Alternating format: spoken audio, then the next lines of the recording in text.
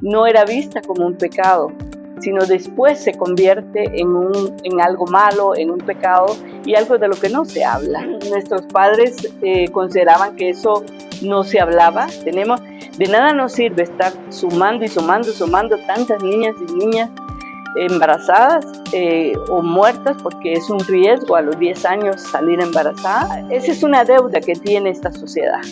O sea, esta sociedad debería de decirle al señor Estado, haga algo, y en lugar de eso tenemos legisladores que están legislando en contra de la educación integral en sexualidad. Ideología de género no existe. Cada año en Guatemala los embarazos en niñas y adolescentes van en aumento, y lo mismo ocurre con las infecciones de transmisión sexual. Esto se debe en gran parte, según los expertos, a la falta de una educación integral en sexualidad. Hoy, en Pasa la Voz, estaremos hablando sobre este tema con la diputada Olga Villalta de la Comisión de la Mujer del Congreso de la República de Guatemala.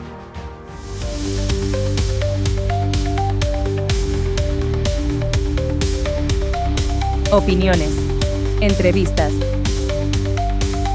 historias y personajes.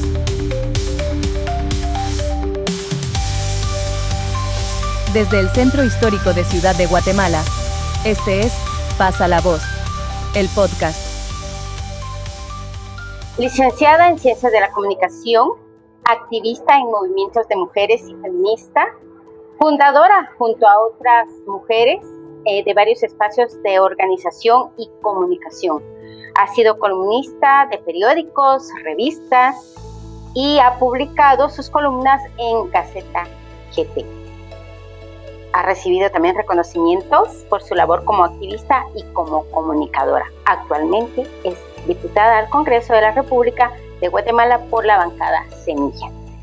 Le damos la bienvenida en A Pasar Voz a la licenciada Olga Villalta, con quien vamos a conversar diferentes temas relacionados a la educación sexual. Bienvenida, licenciada Olga Villalta. Gracias, pues es un placer estar acá. Sobre todo dirigirme a la audiencia de ustedes y aclarar conceptos que es importante tenerlos en cuenta. Licenciada, para iniciar, ¿qué se puede decir acerca de la educación sexual en Guatemala? ¿Es o sigue siendo una materia pendiente en el país? Bueno, yo creo que tenemos que remontarnos a que nunca estas generaciones hemos recibido realmente educación sexual adecuada, que lo que hemos tenido es tabúes, no hablar. Nuestros padres consideraban que eso no se hablaba, que se aprendía como por olfato, y no es así. O sea, siempre hago la analogía de que si quieres hacer una silla tienes que aprender carpintería, ¿no? Entonces igual, para ejercer nuestra sexualidad es la cultura la que nos ha influido, y en este sentido hay una cultura judeocristiana que pues de alguna manera lo convirtió en pecado, ¿no? El ejercicio de la sexualidad. Y lo concibe solo como para la procreación. Entonces eso ha limitado que efectivamente se dé una educación integral de manera adecuada, del manejo de emociones, del manejo de tu cuerpo, del respeto a tu cuerpo, etcétera, ¿no? Entonces yo creo que no es que sea un tema reciente, es un tema que está a lo largo de la humanidad, pero en este momento se vuelve un problema que no es problema, es una responsabilidad del Estado, y lo vamos a ir viendo a lo largo de la entrevista, ¿no?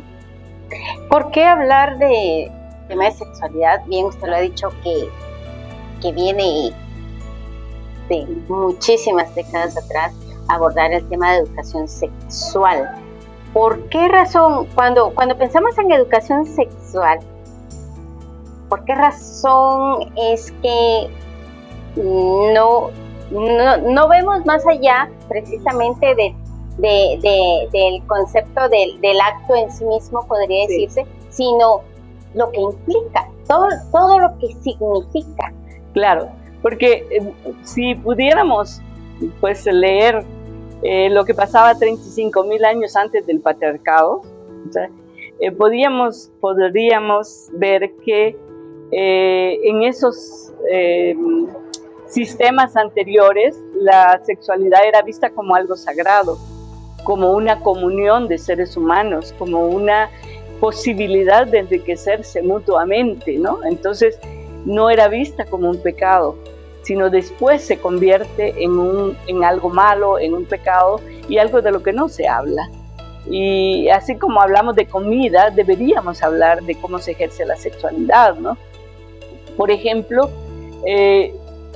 a los niños y niñas no se les dice por qué suceden esas emociones en su cuerpo, por qué al sentir un olor, por qué al sentir un sabor, porque el placer está vedado en nuestra cultura, ¿no? Entonces se le considera malo. Y yo creo que si en el sistema educativo se incluye digamos, que no tiene que ver solo con sexo, tiene que ver con tu cuerpo, tiene que ver con tus fantasías, digamos, nos tienen vedado también la posibilidad de la fantasía. Y como decía Erich Fromm, para amar hay que aprender a amar, igual para ejercer una sexualidad sana, que dicen ahora, que no me gusta el concepto, pero sana, tenemos que aprenderlo. Y muchísimos seres humanos, lastimosamente, lo que ejercen es la genitalidad.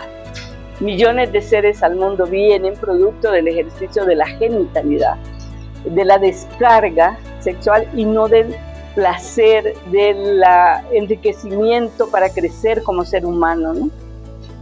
Podríamos decir que también cuando hablamos de educación sexual parte del mismo lugar. Sí, pero si no te han, digamos, yo no puedo explicarle la cibernética a un hijo si yo no he estudiado cibernética, ¿sí? Yo no puedo explicarle de química. Mi nieta estudia química y nos reímos porque le digo, yo te puedo ayudar en química, y solo se ríe. ¿Por qué? Porque yo no pasé química hacia empujones, ¿verdad? Entonces, ¿cómo educar la familia, los padres de familia, si lo que conocen de sexualidad es la genitalidad, que es una parte nada más? O sea, miles de mujeres en el trabajo con mujeres nos hemos dado cuenta que nunca se miran su vagina, nunca se hacen un examen para ver cómo es, no, así como unos somos narizones, otros somos chatas, igual nuestros órganos genitales tienen variantes, ¿no? Entonces, y eso no lo conocemos. Entonces los padres están limitados a eso. Y yo creo que la experiencia, yo estuve de asesora en el Ministerio de Educación, los padres de familia, muchísimos están de acuerdo en acompañar a sus hijos en esa educación en sexualidad. Y se hicieron en el viceministerio, cuando estaba el viceministro Cantú, se hicieron manuales para acompañar los padres de familia a los niños y niñas que recibían educación integral en sexualidad. Entonces, por ahí vamos. ¿Cuáles son las consecuencias de no contar con una educación sexual integral en Guatemala? Efectivamente, las consecuencias son niños que creen que los cuerpos de sus compañeritas niñas en el colegio, en la escuela, son cuerpos que pueden ser tomados, que pueden ser violentados, y bueno, hemos visto tragedias también, ¿verdad? De adultos que se creen con el derecho a cortarle la vida a sus esposas o convivientes. O sea, porque de alguna manera piensan que ese cuerpo femenino no lo ven como una sujeta de derechos, sino la ven como un cuerpo tomable y por lo tanto puede ser desechable. Entonces, esas son las consecuencias. Yo insisto, cada niña que sale embarazada a los 10, 11, 12 años es porque el Estado y esta sociedad falló. O sea, es culpa nuestra que las niñas salgan embarazadas. No es que sea coqueta, no, ella no sabe diferenciar cuándo termina el afecto del tío, del abuelo, del vecino, del amigo, y cuándo empieza el abuso. No lo puede distinguir. Solo con educación integral en sexualidad podemos darle a las niñas herramientas para descubrir el daño. O sea, cuando esa mirada del tío, del abuelo, tiene una connotación diferente y no de afecto filial, ¿sí? Entonces, creo que esas son las consecuencias. De nada nos sirve estar sumando tantas niñas y niñas embarazadas o muertas, porque es un riesgo a los 10 años salir embarazada.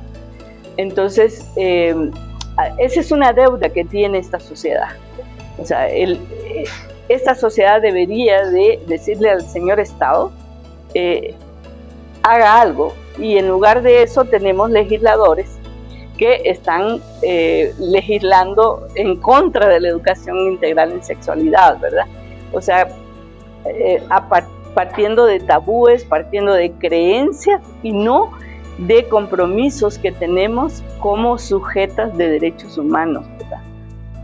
Ciertamente las niñas son las más afectadas al no contar con una educación sexual, pero la educación sexual debe ser para todos.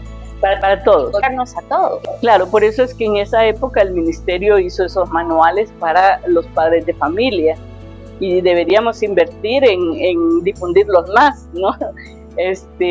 Para que los adultos entendamos que necesitamos capacitarnos para poder dar a nuestros hijos. Y la palabra integral es importante porque por nuestra ignorancia oímos sexualidad y lo relacionamos sexo, pero no, o sea, tiene que ver con todo tu proyecto de vida.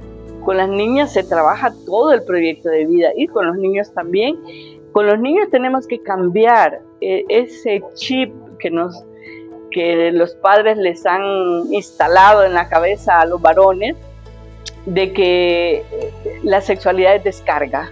O sea, la sexualidad puede ser una posibilidad de enriquecimiento personal y no vista como un ejercicio de el poder como dominio, ¿no? Entonces, la palabra integral tiene que ver con que las niñas aprenden y los niños sus sensaciones, sus cambios y hagan su proyecto de vida.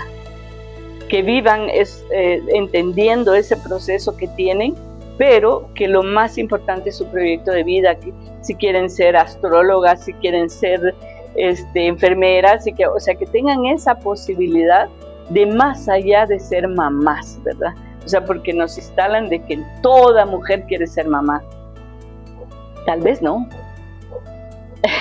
Pero también es una labor que, bueno, en la que está involucrada toda la sociedad, porque no es solamente el hecho de que en el hogar lo aprendemos viendo el comportamiento de mamá, el comportamiento de papá, de los abuelos, y es algo, no es que nos lo estén diciendo como tal, sino que es un aprendizaje que va implícito, pero en el que contribuye también.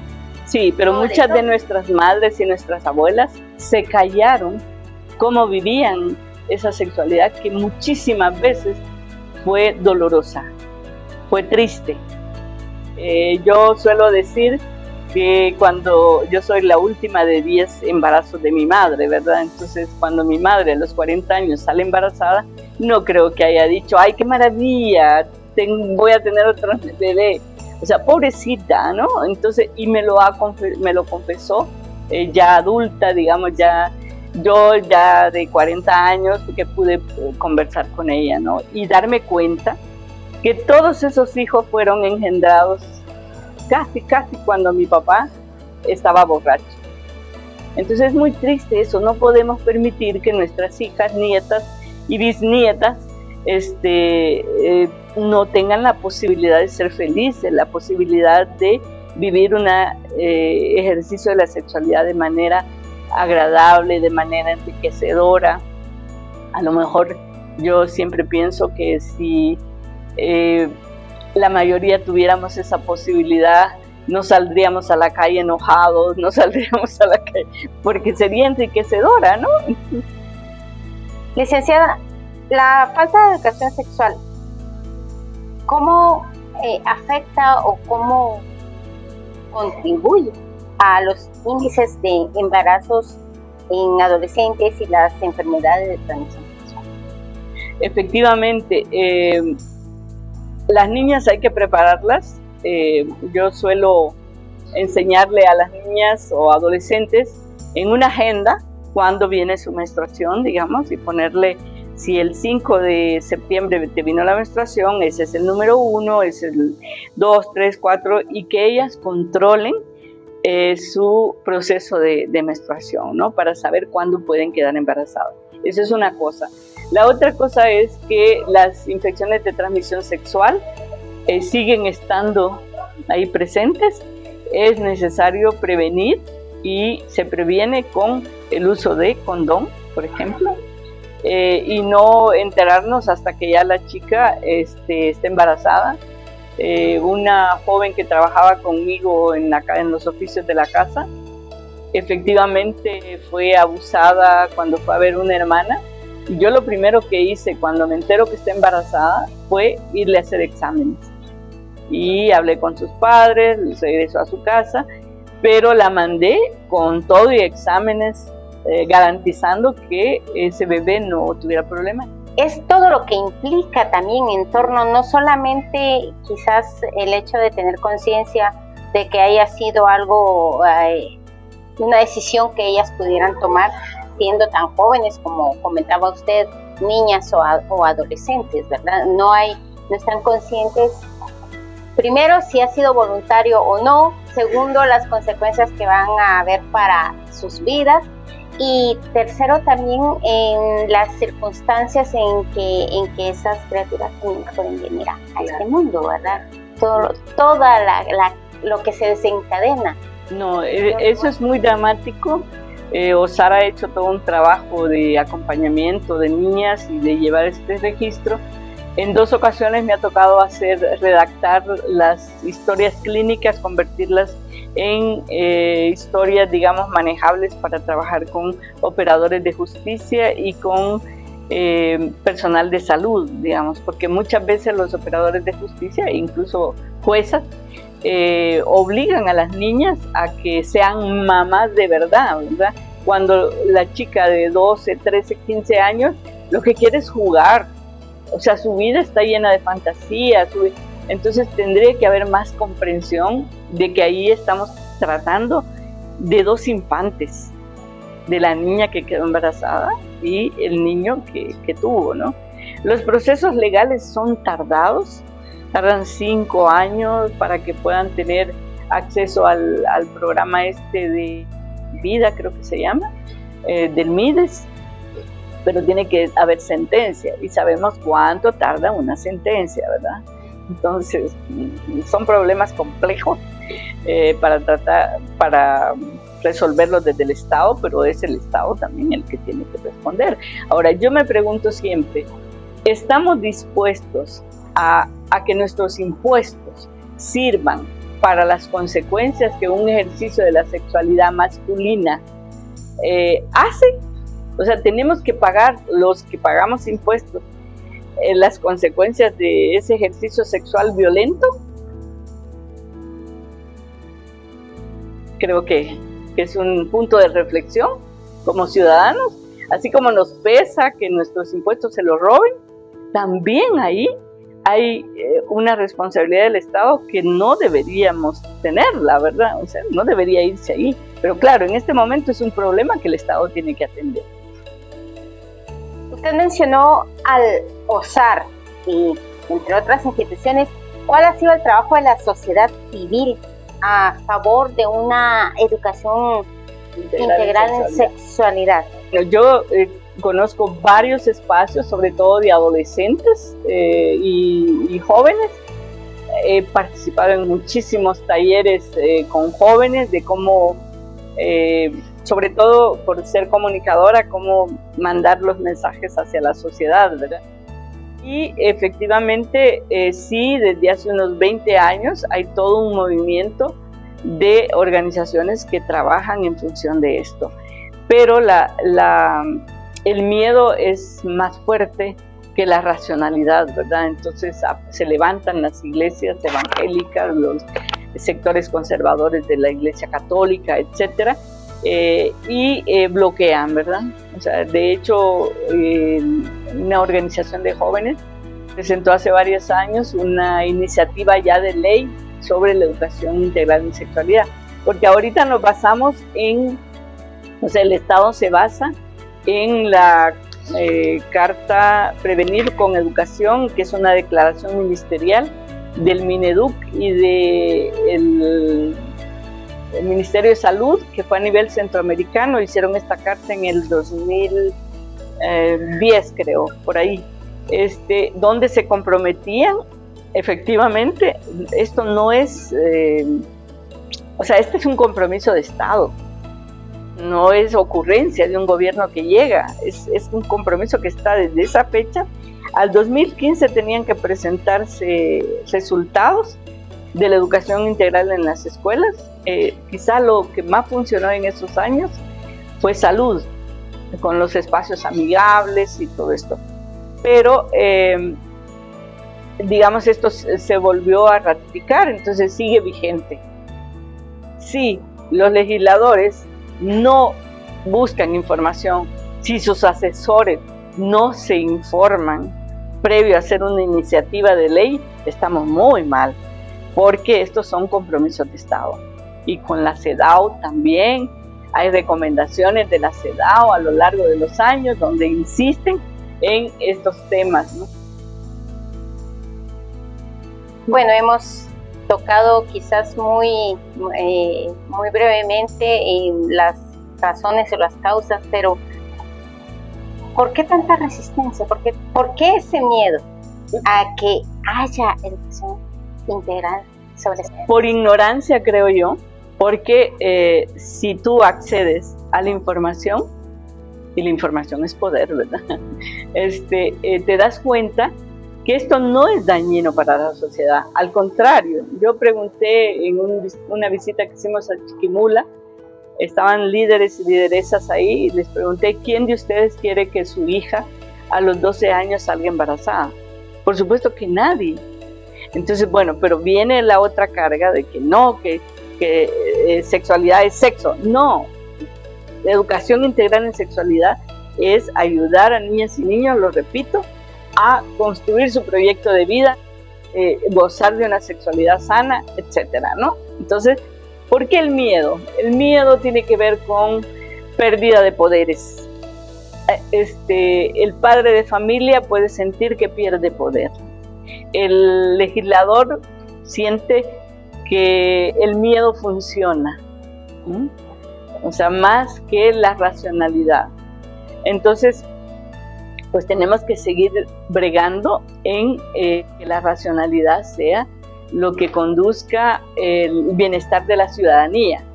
Entender que nosotros no, en este caso como legisladora, entiendo que no estoy legislando para la feligresía de la religión que yo profese, sino se está legislando para la ciudadanía. Entonces ahí hay que ver el bien común, el bienestar de la mayoría, ¿no? Y si hay una mayoría que está ahí siendo afectada, para esa hay que... Entonces el miedo tiene que ver con eso, con unas creencias que nos indicaron que la sexualidad era pecado, que era malo, que entonces, y la conviertes en sagrada si es para la reproducción. Pero los tiempos han cambiado. Entonces, hoy hablamos de derechos humanos. Pasa la Voz, el podcast, es una producción de Alternativa Comunicación Social. Escúchanos en Spotify, Apple Podcasts y Amazon Music como Pasa la Voz Guatemala. Encuéntranos en YouTube en el canal de podcast de Alternativa Comunicación Social. También en TikTok como Pasa la Voz GT y en todas tus redes sociales favoritas. Sintonízanos, únete a la conversación y creamos juntos una Guatemala mejor. Pasa la voz, tus historias, nuestras voces.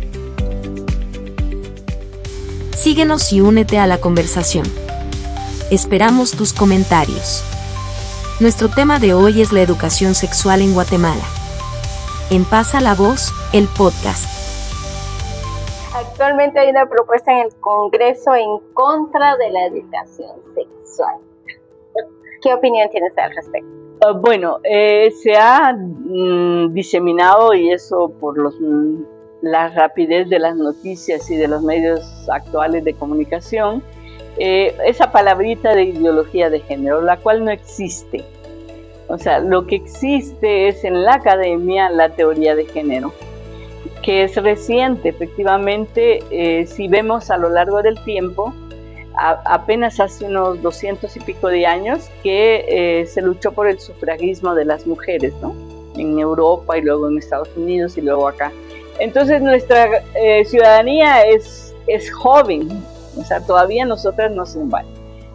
¿Por qué jalo esto? Porque la educación, digamos, la teoría de género en la academia surge más o menos a mediados del siglo pasado. No tenemos ni 100 años. Libros de varias teóricas feministas, sociólogas, antropólogas, etcétera, que analizan y descubren que las teorías sociales que se tenían en ese momento no servían para dar cuenta de cuál era la condición, situación y posición de las mujeres, ¿no? O sea, ¿por qué eran las más pobres de los más pobres? ¿Por qué eran las menos, quedaban discriminadas y subordinadas? ¿Y por qué no tenían los poderes reales? O sea, no los poderes subalternos, que es el chantaje emocional, el golpe bajo, eso sí los teníamos, ¿verdad? Porque había que defenderse. Pero los poderes reales, los poderes de decisión, esos no los teníamos. Entonces, bueno, esto significa que entonces no estamos, las que tenemos esta visión, en las áreas todavía de decisión. Y esta iniciativa, entonces la teoría de género nos ayuda, nos develó el por qué las mujeres estábamos en esa condición, por qué no teníamos los poderes reales. Y de ahí ya van surgiendo los proyectos o iniciativas que nos llevan a insistir en más mujeres en la política, más mujeres en los espacios gubernativos, etcétera, ¿no? Entonces, creo que estos legisladores no consultaron la CEDAW, no consultaron los compromisos que tiene el Estado guatemalteco, no consultaron las recomendaciones que los informes que se han dado a la CEDAW indican, y entonces cometen este tipo de digamos, propuestas que están fuera realmente de lugar. Ideología de género, yo se lo he explicado a algunos que están firmando la iniciativa, digo, ustedes están quedando mal porque eso no existe. Ideología de género no existe. Entonces, pero hubo un señor Laje que inventó esto y ya eso se difundió y todos repiten como loros que la ideología de género te promueve la homosexualidad, que la ideología de género es el libertinaje, que el aborto. No es cierto. El aborto, aprovecho para decirlo, el aborto es un problema de salud, es un problema económico, porque las que tienen dinero van a las clínicas grandes o caras y las pobres sí tienen que recurrir a lugares que son abortos inseguros y pueden morir sobre esos abortos inseguros. Y el aborto también es un problema de derechos humanos.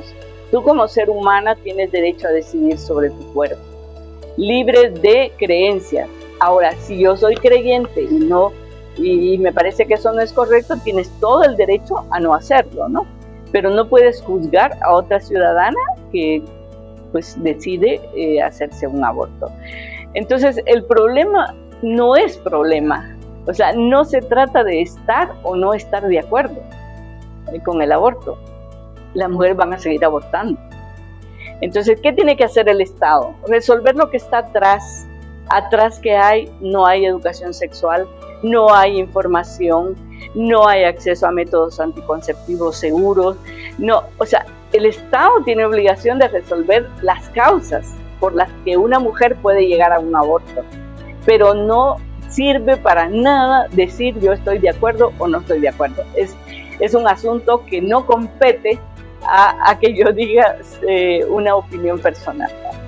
Y estos temas que acaba de mencionar tampoco están planteados dentro del tema de educación integral sobre sexualidad.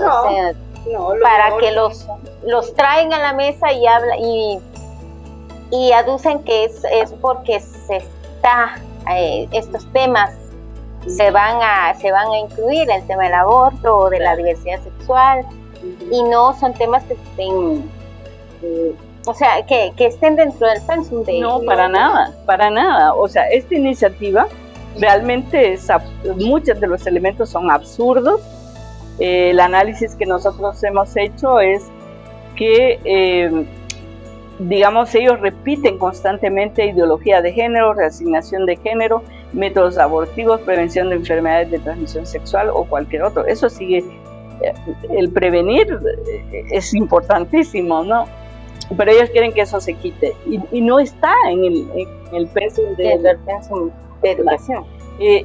Entonces sí es una iniciativa para mí que nace muerta porque contradice convenios internacionales, ¿no? Entonces, y ahí sí que las abogadas son las que, yo no soy abogada, pero las abogadas son las que tienen mucho que decir en cuanto al control de convencionalidad, ¿no? De que sí, cada iniciativa de ley tiene que pasar por ese tamiz, ¿verdad? Y ellos no toman en cuenta eso. Entonces yo creo que es una iniciativa que a lo mejor pueden hacer mucha bulla y efectivamente mucha gente católica o evangélica cree que las prohibiciones son necesarias en esta sociedad porque tenemos una visión penalista, ¿verdad? A los niños no hay que decirles, hay que prohibir. Y de hecho, uno de los planteamientos es prohibitivo, ¿verdad? O sea, prohíbe en lugar de una legislación basada en la promoción del ser humano, y vernos como personas bobas que necesitamos prohibiciones. Entonces, eso es muy grave, creo yo, en términos generales, pero sí ya estamos haciendo el análisis punto por punto. Interesante, muy interesante esta parte, licenciada. Y ya anteriormente se ha pretendido también abordar en legislaciones anteriores, ¿verdad? Aprobar leyes similares como la ley de la familia. Uh-huh, sí, por ejemplo, no decían las familias, sino que la familia. ¿Por qué? Porque hay una visión judeocristiana del papá, mamá y hijitos, ¿verdad? O sea, sabemos que después de la Segunda Guerra Mundial se promovió la familia nuclear, ¿verdad? Entonces las casas incluso se empezaron a construir ya no como aquellos grandes corredores que tenían las casas de nuestros padres, sino como 2 dormitorios o 3 dormitorios lo más. Entonces, ¿por qué? Porque solo mamá, papá con una habitación, 2 hijos, si hicieran varón y hembra, entonces había 2 dormitorios, ¿no? La familia entonces no es una institución fija, o sea, va variando de acuerdo a los tiempos, ¿no? De hecho, hoy yo bromeo con los que hacen los desarrolladores de habitaciones que no incluyen a los abuelos en el diseño de los edificios y de las casas, de los condominios. Entonces yo pregunto, ¿y dónde queda el espacio para la abuela o el abuelo? En el segundo nivel podríamos hacer esto. Y entonces yo les digo, ¿se da cuenta que los abuelos tienen problemas con las rodillas? Entonces no pueden subir al segundo nivel, ¿verdad? O sea, cómo las sociedades van cambiando y tenemos que estar siempre insistiendo en los derechos humanos, ¿no? O sea, los derechos está bien, hoy usted quiere construir esas casas así, pero acuérdese que hay una población de tercera edad que necesita condiciones favorables para vivir, ¿verdad? Entonces, bueno, en otros lugares yo he conocido,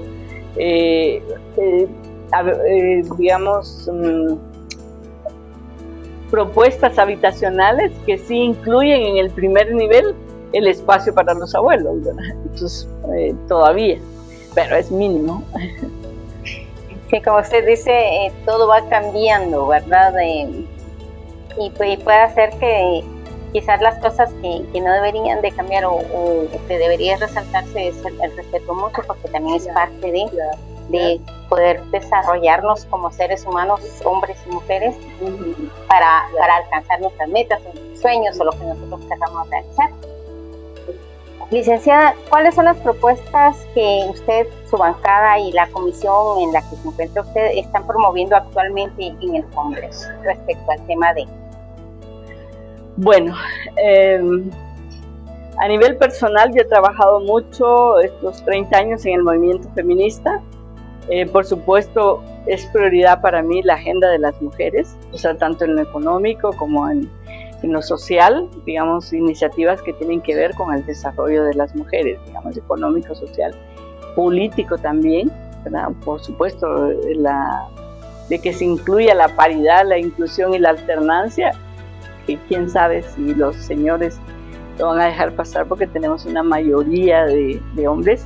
Y en algunos momentos pienso que también nosotras, las mujeres que accedemos a cargos como puede ser una curul, al ver que las reglas son otras, no las que queremos, pues hay la tentación de caer en las mismas reglas que tienen ellos, ¿no? Entonces, está difícil, digamos, ese cambio de cultura política, digamos, o sea, hasta ahora el ejercicio de la política está diseñada para seres humanos masculinos, o sea, para personas que no tienen compromisos con bebés, personas que no tienen compromisos familiares, digamos, que pueden decidir sobre los bienes económicos de la familia, ¿no? Arriesgar los bienes para una candidatura. Entonces, ese diseño sigue siendo muy difícil para nosotras las mujeres. Pero como yo provengo del movimiento de mujeres, por supuesto que es mi prioridad, ¿no? Y derechos sexuales y derechos reproductivos es una mala palabra para los diputados actuales, sin embargo son mis temas, que es el de educación integral en sexualidad, digamos, hay como 11 derechos que digamos que todavía no se van cumplido, que es la posibilidad de tener métodos anticonceptivos modernos y naturales, digamos, o sea, que incluyan. Hay varias cosas pendientes. Mi agenda posiblemente este año no suba mucho porque efectivamente la correlación de fuerzas en el Congreso es muy fuerte a favor de lo conservador. Tenemos ahí una presidenta del foro y de la comisión y otra de la Comisión de la Mujer que firmaron esta iniciativa que es regresiva en derechos humanos, ¿no?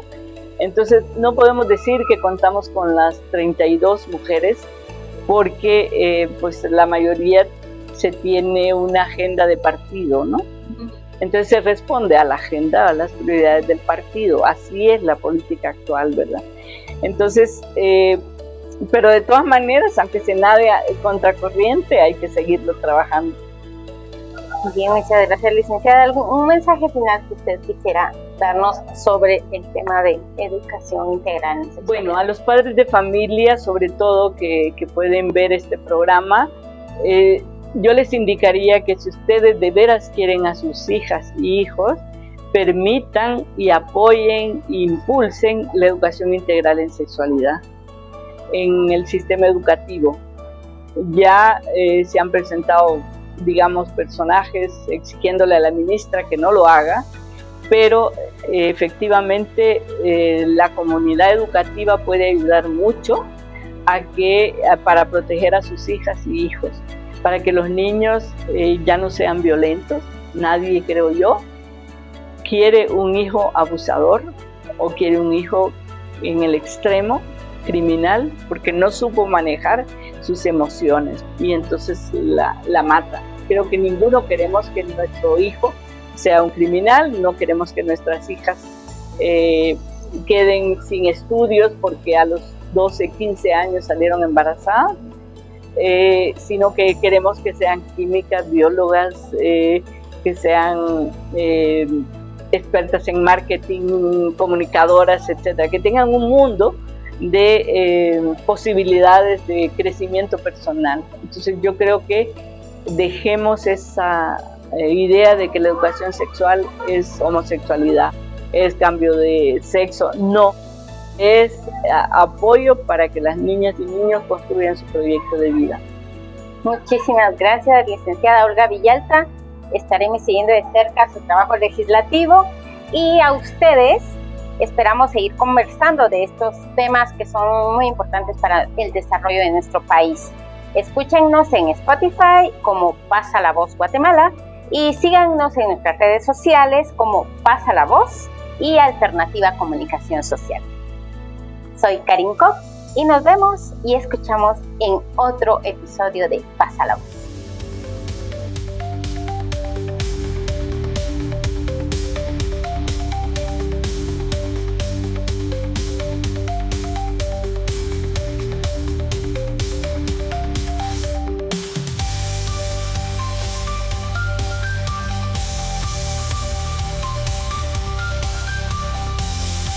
Pasa la Voz, el podcast, es una producción de Alternativa Comunicación Social.